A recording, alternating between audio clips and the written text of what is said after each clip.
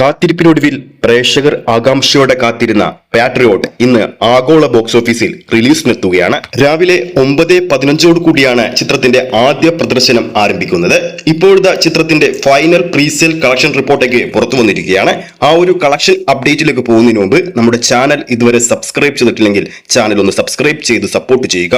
Patriot Mammukka, ലാലേട്ടൻ, ചാക്കോച്ചൻ, ഫഹദ് ഫാസിൽ, നയൻതാര അങ്ങനെ വൻപൻ താരനിരയെ മുന്നിൽ നിർത്തി മഹേഷ് നാരായണൻ സംവിധാനം ചെയ്ത ചിത്രം ഇന്ന് തിയേറ്ററുകളിലെത്തുകയാണ്. ബുക്ക് മൈ ഷോയിലൂടെ അഡ്വാൻസ് ബുക്കിംഗ് തുടങ്ങി ചിത്രം ഇതുവരെ വിറ്റഴിച്ചത് 3,33,000 പരം ടിക്കറ്റുകളാണ്.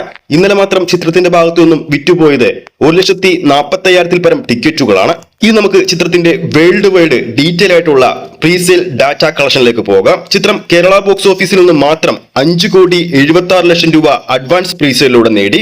കർണാടക ബോക്സ് ഓഫീസിൽ 94 ലക്ഷം രൂപയും തമിഴ്നാട് ബോക്സ് ഓഫീസിൽ 48 ലക്ഷം രൂപയും തെലുങ്കു സ്റ്റേറ്റിൽ നിന്നും മാത്രം 10 ലക്ഷം രൂപയും ബാക്കിയുള്ള ഇന്ത്യൻ സംസ്ഥാനങ്ങളിൽ നിന്നും ചിത്രം 31 ലക്ഷം രൂപയും അങ്ങനെ റെസ്റ്റ് ഓഫ് ഇന്ത്യയിൽ നിന്നും മാത്രം ചിത്രം നേടിയെടുത്തത് 1,75 ലക്ഷം രൂപയാണ്.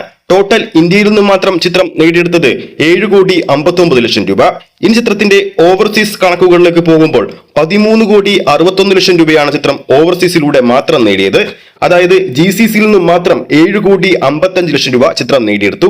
എടുത്തു പറയേണ്ട മറ്റൊരു കാര്യം, ചിത്രം കേരളത്തിലെ അഡ്വാൻസ് ബുക്കിംഗിനേക്കാൾ കൂടുതൽ കളക്ഷൻ ചിത്രം GCC ബോക്സ് ഓഫീസിൽ നിന്ന് നേടിയെടുത്തിട്ടുണ്ട്. ഇനി ചിത്രം ആഗോള ബോക്സ് ഓഫീസിൽ അഡ്വാൻസ് ബുക്കിംഗിലൂടെ മാത്രം നേടിയെടുത്തിരിക്കുന്നത് 21,20 ലക്ഷം രൂപയാണ്. അതായത് എമ്പുരാൻ സിനിമ ഒഴിച്ചാൽ മലയാളത്തിൽ ഇന്നുവരെ ഇറങ്ങിയ സിനിമകളിൽ ഫസ്റ്റ് ഡേ കളക്ഷനുകളിൽ അഡ്വാൻസ് പ്രീസെയിലൂടെ മാത്രം ചിത്രം എല്ലാ സിനിമകളുടെ കളക്ഷനും വെട്ടിച്ചിട്ടുണ്ട്. ചിത്രത്തിന്റെ ഓരോ അപ്ഡേറ്റുകളും വരുന്ന മണിക്കൂറിൽ നമ്മുടെ പ്രേക്ഷകരിലേക്ക് എത്തിക്കുന്നതാണ്.